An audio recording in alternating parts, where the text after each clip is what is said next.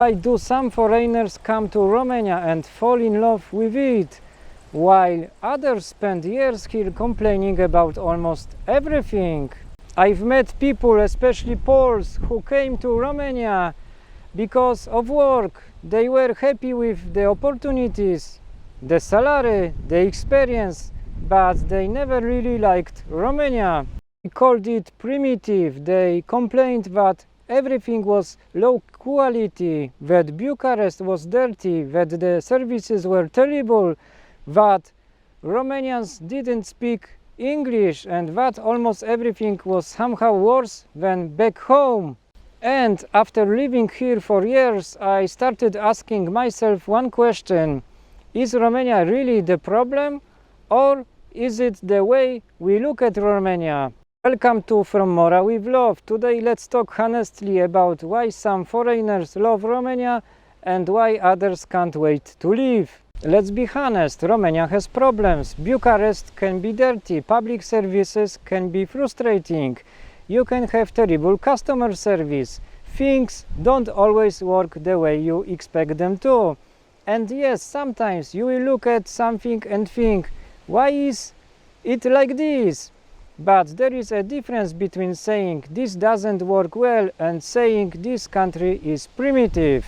The first one is criticism, the second one is contempt. And if you spend every day looking for everything that is wrong with the country you are living in, eventually that's all you are going to see. Depinde foarte mult cum privești lucrurile.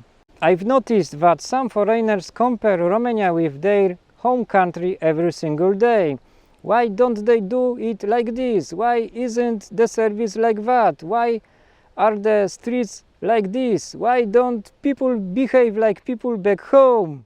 But you didn't move to Romania to live in Poland. You moved to Romania to live in Romania. And once you understand that, things become much easier. You can still criticize Romania, you can still prefer some things in Poland, I certainly do, but you can also appreciate what Romania has that Poland doesn't. Romania nu este perfectă, dar este diferită. This one always makes me laugh. I've heard foreigners say, Romanians don't speak English. That's simply not my experience. Of course, you can meet people who don't speak English, especially older people or outside the big cities.